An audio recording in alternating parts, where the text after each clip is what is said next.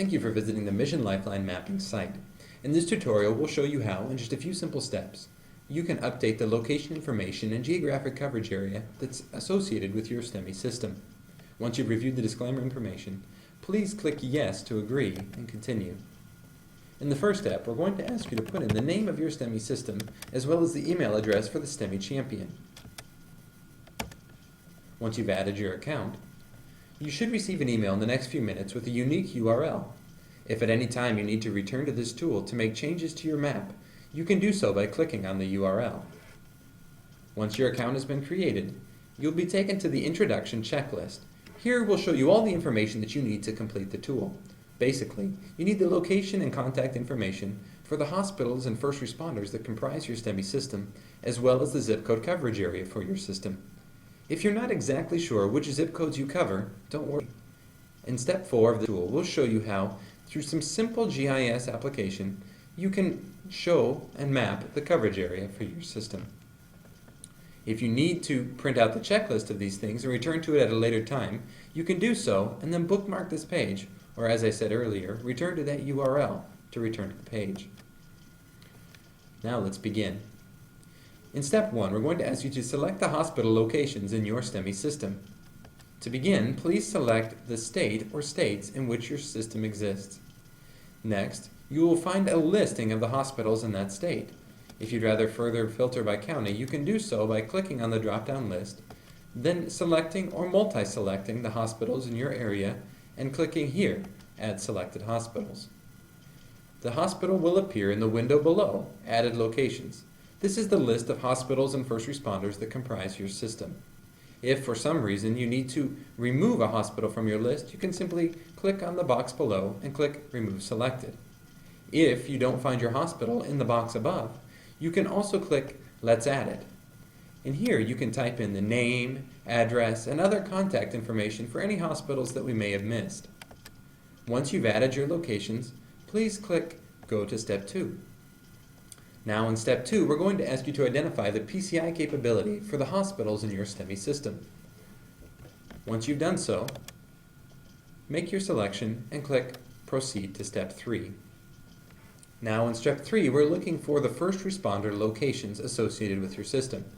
As you did with the hospitals, please select your state and then your county. We have a pre-populated list of some first responder locations, but you may find it necessary to click on the Let's Add It to add new first responder locations. You can multi-select or select a single first responder location and then click Go to Step 4. Now wait just a moment and then click Continue to select your zip code coverage area.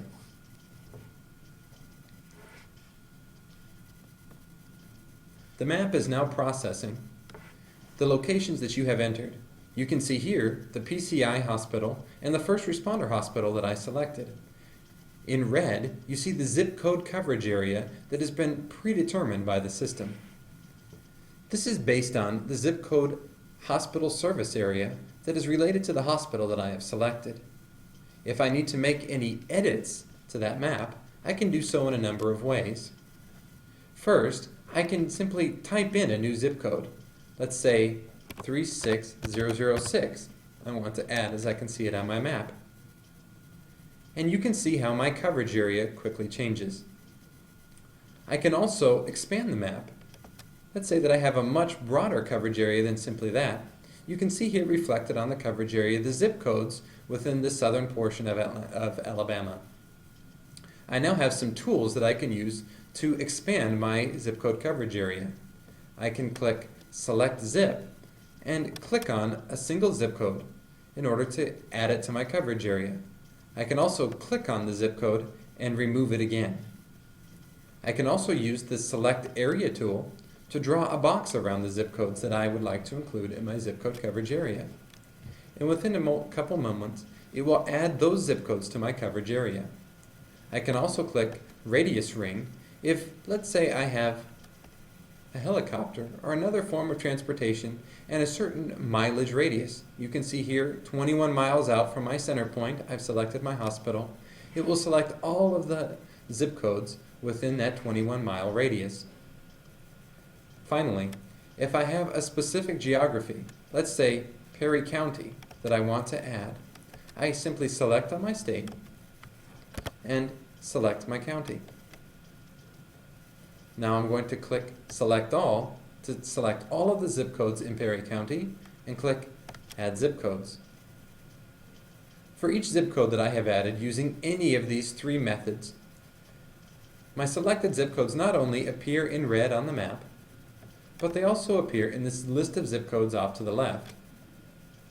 If I want to not display all of the outlines, but simply see if this represents the zip code coverage area that represents my system, I can turn on or off the zip code layer here, and I can also remove zip codes that I accidentally added by clicking or multi-selecting those zip codes and clicking Remove Selected Zip Codes.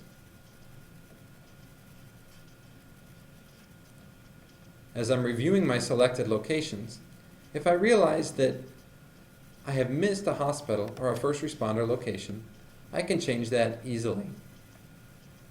In this Forget Something window, I can go back to select the hospital, add my PCI capability, or select my first responder. Because I'm happy with my selections, I will continue to the final step in this process, Submit Coverage Area. As a final check, I now see a list of the hospitals and first responders that I have selected, as well as the list of zip code coverage areas that I have selected in my system. Once I've reviewed that, I click Submit and Finish, and I'm done.